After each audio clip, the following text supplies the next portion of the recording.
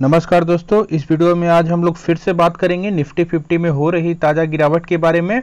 और आज भी हम लोग को 152 पॉइंट्स का निफ्टी में फॉल देखने को मिला, लेकिन इससे भी बड़ा फॉल हम लोग को बहुत सारे मिड कैप स्टॉक्स में देखने को मिला है।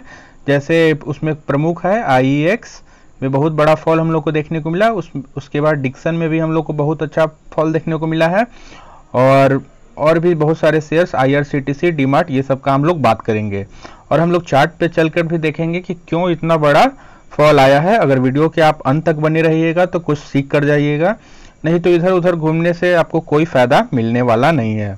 तो आप वीडियो के अंत तक बने रहें, ऐसा हम होप करते हैं। मार्केट में जो अभी गिरावट हम लोग को देखने को मिल रहा है, खासकर हम लोग को मिड कैप स्टॉक्स में, उसका सबसे बड़ा रीजन है इन्वेस्टर का ग्रीड, पार्टिकुलरली रिटेल इन्वेस्टर का। ये बड़े बड़े जो इन्वेस्टर हैं वो भी बता रहे हैं और मार्केट एक्सपर्ट भी यही बता रहे हैं कि रिटेलर्स का ग्रीड ही इस बार मार्केट को फॉल करने के लिए बाधित कर रहा है या फोर्स कर रहा है।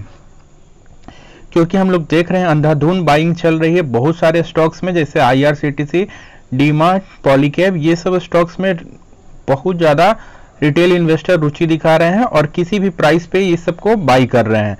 इस कारण से ये स्टॉक बिना किसी रीजन के अभी बहुत ज़्यादा ऊपर जा चुका है। यही रीजन है कि मतलब इतना बड़ा हम लोग को करेक्शन देखने को मिला है। क्योंकि निफ्टी तो उतना गिरा नहीं, लेकिन क्यों इतना फॉल हम लोग को इस सब स्टॉक में देखने को मिला।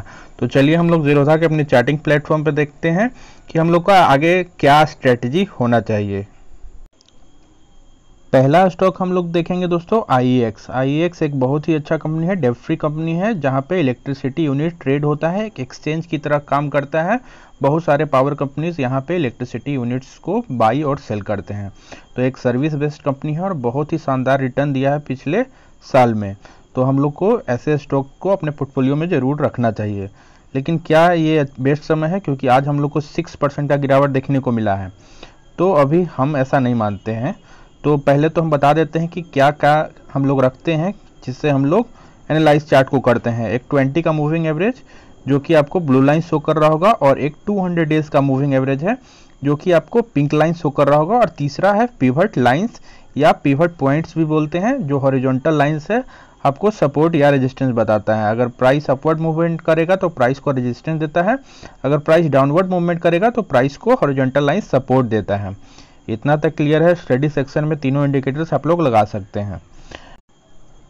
और जो हमारे पुराने व्यूअर्स होंगे वो जानते होंगे कि हम लोग एक थंब रूल सीखे हैं कि प्राइस जब भी 200 डेज के मूविंग एवरेज के करीब में रहता है या बेस्ट होता है कि नीचे मिले, तो हम लोग बाई करना पसंद करते हैं। वैसे सिचुएशन में अगर हम लोग बाई करेंगे तो हम लोग बहुत ही बड़ा अपमूव कैप्चर कर पाएंगे।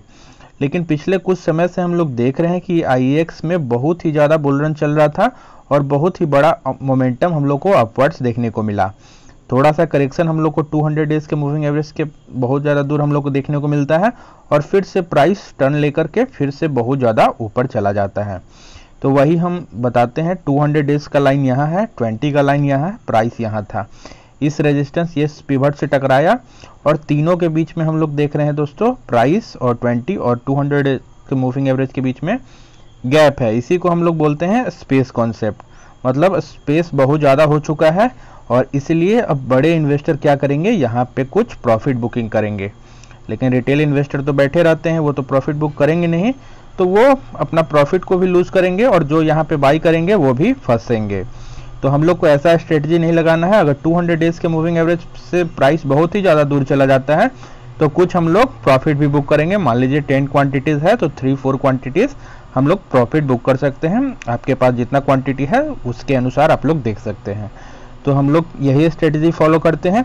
तो अभी फिलहाल हम लोग को आईईएक्स में क्या करना है, हम लोग को डाउन ट्रेंड में एवरेजिंग नहीं करना है, क्योंकि आज बहुत सारे रिटेल इन्वेस्टर यहाँ पे खरीदारी किए होंगे, क्योंकि उनको यही सिखाया जाता है बाई ऑन डिप्स, मतलब स्टॉक्स गिरे खरीदिए। ये बहुत ही फॉल्स स्ट्रेटजी है। बाई ऑन डिप्स कब लगाना है मैक्सिमम आदमी को पता नहीं है, वो हम बताते हैं। तो जैसे ही मार्केट गिरा वैसे हम लोग को बाई नहीं करना है, क्योंकि प्राइस 200 डेज के मूविंग एवरेज से बहुत ज़्यादा दूर है। यहाँ पे कुछ बाई कीजिएगा, कुछ और नीचे आया कुछ बाई कीजिएगा, कुछ और नीचे आया कुछ और बाई कीजिए, तो आपका पोर्टफोलियो -20% इस स्टॉक में चला जाएगा। जो आपके पास गेन ऑलरेडी मान लीजिए यहाँ पे आप बाई करके गेन में बैठे हुए हैं, वो गेन भी आपका इरोड हो जाएगा। इसलिए हम लोग को कभी भी डाउन ट्रेंड में एवरेजिंग नहीं करना है। स्टॉक गिर रहा है, ये कोई करेक्शन है, तो इसलिए ज़्यादा डरने की बात नहीं है। क्वालिटी स्टॉक है, तो अगर प्रॉफिट बुक नहीं भी किए हैं तो बने रहिए, लेकिन ज़्यादा इसमें अभी एवरेजिंग नहीं करना है। प्राइस को वेट कीजिए, 200 डेज के मूविंग एवरेज के करीब आता है और यहाँ से टर्न लेके 20 का लाइन फिर से इंक्लाइंड अपवर्ड हो जाता है, तो हम लोग और भी स्टॉक्स इसमें ऐड करेंगे। तो देखिएगा हम लोग को कब एवरेजिंग करना रहता है, जब 20 का लाइन इंक्लाइंड हो जाए अपवर्ड्स और जनरली 45 डिग्री का एंगल बना ले, तो वैसे सिचुएशन में हम लोग इनगल्फिंग खोजते जाएंगे। इनगल्फिंग बोलते हैं, एक छोटा कैंडल होना चाहिए, किसी भी कलर का होगा चलेगा, लेकिन बड़ा वाला ग्रीन कैंडल होना चाहिए, तो इसको इनगल्फ कर लेना चाहिए छोटा वाला कैंडल को। तो हम लोग यहाँ पर देखेंगे जैसे ही 20 का लाइन इंक्लाइंड हो जाता है अपवर्ड्स, हम लोग इनगल्फिंग खोजते जाएंगे और अपना क्वांटिटीज को और भी बढ़ाते जाएंगे। और जैसे ही प्राइस 200 डेज के मूविंग एवरेज से बहुत ज़्यादा दूर चला जाए और किसी पिवट से हम लोग को कैंडल स्टिक पैटर्न का भी वीडियो बना चुके हैं, आप देख लीजिएगा, तो ये हम लोग को रिजेक्शन कैंडल भी देखने को मिला था, तो इसके बाद प्राइस फॉल करना ही था, तो इसलिए IEX में फॉल आया है। तो इसमें अभी हम लोग को कोई फिलहाल एंट्री नहीं लेना है, वेट कीजिए, जिसके पास है वो बने रहिए, और जो अभी तक प्रॉफिट बुक कर चुके हैं उनके लिए अच्छा है, लेकिन जो नहीं किए हैं आगे के लिए आप सीख लीजिए। तो हम लोग 200 डेज के मूविंग एवरेज के पास आएगा तो फिर से बाई कुछ इनिशिएट करेंगे। तो होप आपको पहला स्टॉक समझ में आया होगा। अगला स्टॉक है दोस्तों एफएल इंडिया। एफएल के बारे में बता दें, एक डिजिटल मार्केटिंग का शानदार कंपनी है और डेट फ्री ईवी कंपनी है, तो इसमें भी हम लोग को समय समय पे इन्वेस्टमेंट करने का सोचना है, लेकिन फिलहाल इसमें भी हम लोग को कुछ दिनों से फॉल हम लोग को देखने को मिल रहा है। तो सेम वही रीज़न है, 200 डेज के मूविंग एवरेज से प्राइस बहुत ही ज़्यादा दूर चला जाता है और ये स्टॉक तो अभी बहुत ज़्यादा बुल रन में था, करीब 5000 का स्टॉक हो चुका था, तो इसलिए इसमें शेयर स्प्लिट किया गया। तो अभी हम लोग देखेंगे इस पिवट से लाइन से इसको रेजिस्टेंस मिलता है और प्राइस फॉल कर जाता है, तो 200 डेज के पास आता है। और थोड़ा सा वीकली चार्ट पे भी एनालाइज करके देख लीजिएगा, अगर 200 डेज के पास स्पेस रहेगा, मतलब बहुत ज़्यादा दूर 200 डेज का मूविंग एवरेज से नहीं होना चाहिए, तो ऐसे सिचुएशन में हम लोग एफएल को भी कुछ बाई करके चलेंगे, लेकिन फिलहाल इसमें भी वेट एंड वॉच करेंगे। कोई एवरेजिंग डाउन ट्रेंड में हम लोग को नहीं करना है, हम लोग अभी वेट एंड वॉच करेंगे। पहला एंट्री 200 डेज के पास, अगर मान लीजिए और नीचे फॉल कर जाता है तो पिवट्स पे जिस पिवट पे सपोर्ट लेगा उस पिवट से हम लोग कुछ बाई इनिशिएट करेंगे।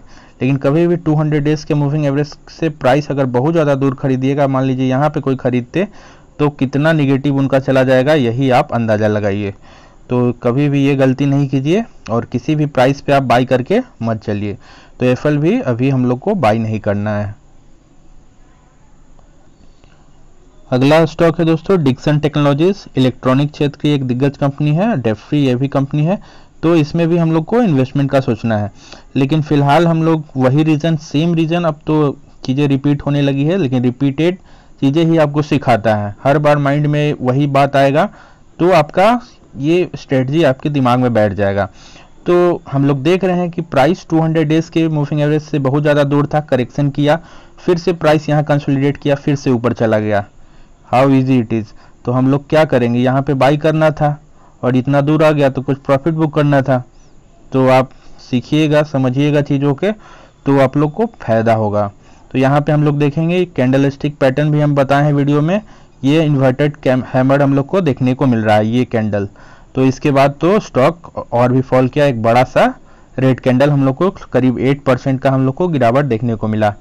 तो इस कारण से फिर से फॉल, वही रीज़न हम दे रहे हैं, क्योंकि 200 डेज 20 और प्राइस तीनों के बीच में स्पेस, तो प्रॉफिट बुकिंग करते हैं बड़े इन्वेस्टर और रिटेल इन्वेस्टर सिर्फ देखते हैं।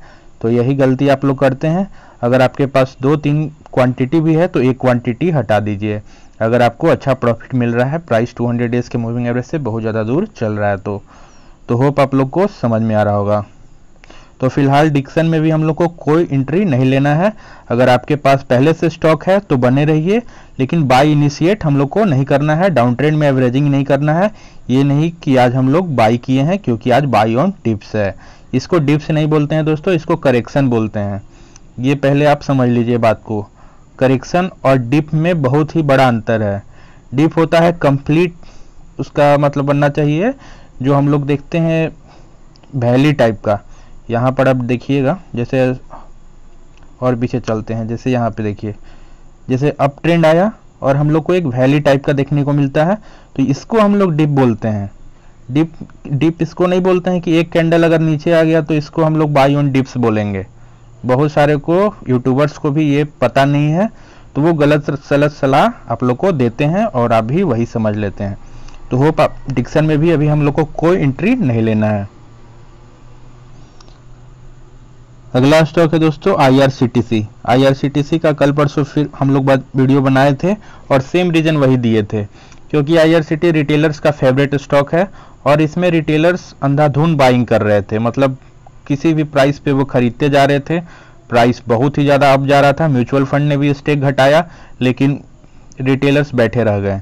तो अब बैठे रह गए तो आपको 18% आज और कल लगता है 7 to 8% कल गिरा है, मतलब 10%, 28% का आपको लॉस तो सिर्फ IRCTC में हो गया।